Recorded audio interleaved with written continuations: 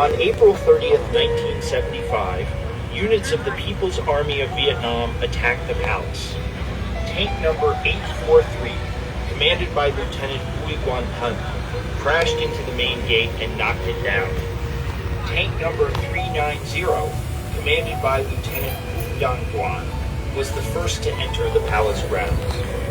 If you look to your left at the front of the palace, you can see the flagpole where Lieutenant Hun lowered the flag of the South Vietnamese government and hoisted the flag of the Southern Provisional Revolutionary Government, thus marking the end of the Vietnam War. Also on the left, you can see two tanks numbered 843 and 390. These are replicas of the first tanks to reach the palace. In front of you is a South Vietnamese F-5E fighter jet.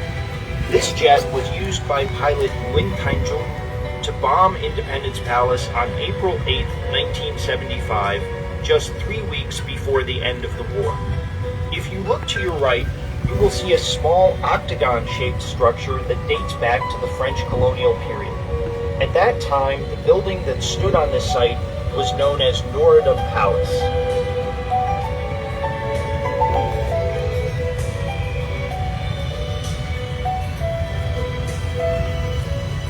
You are traveling through a garden that covers 12 hectares in the center of Ho Chi Minh City.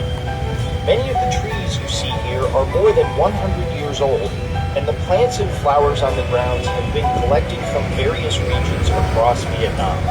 In 1868, French colonial officials chose this location for the new palace of the Governor-General of Cochin China. The name of the building they constructed here was Norodom Palace.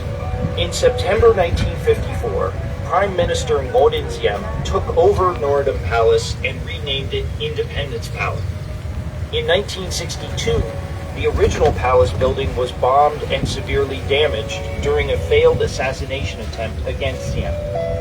The palace that you see today was built as a replacement. The new palace was designed by the Vietnamese architect Ngo Viet Thu and completed in 1966. On your right side are tennis courts, which were used prior to 1975 by the President of the Republic of Vietnam and by other high-ranking officials in the South Vietnamese government.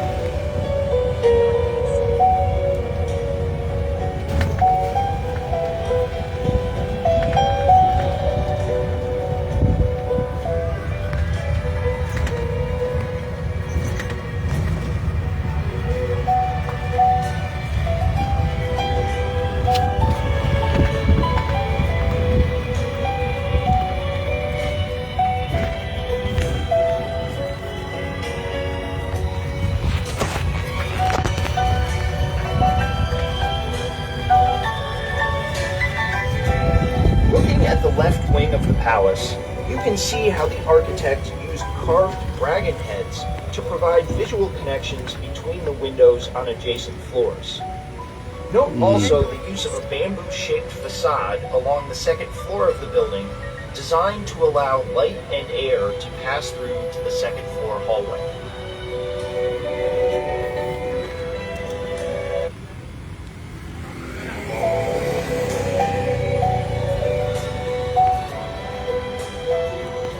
There are several cafes on the grounds of Independence Palace.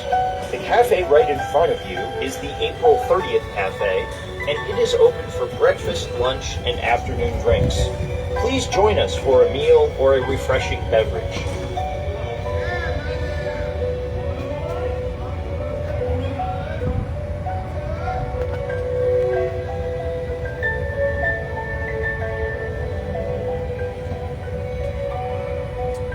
On your right is the official guest house of Independence Palace.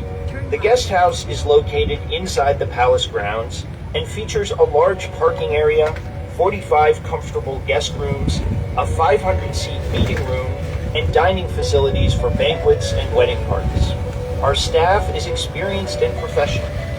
Prior to 1975, this building served as the headquarters of the Special Presidential Palace Defense Battalion.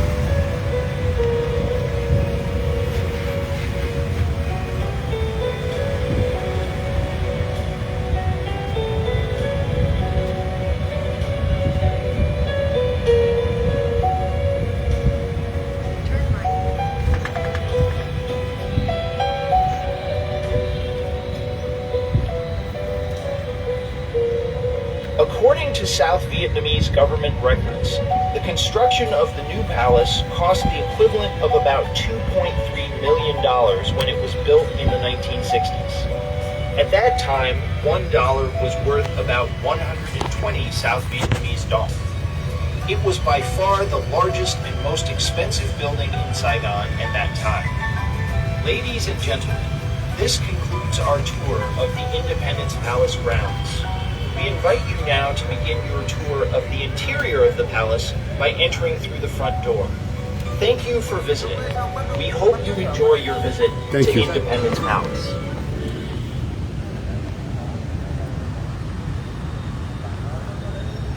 And now I'm going to walk around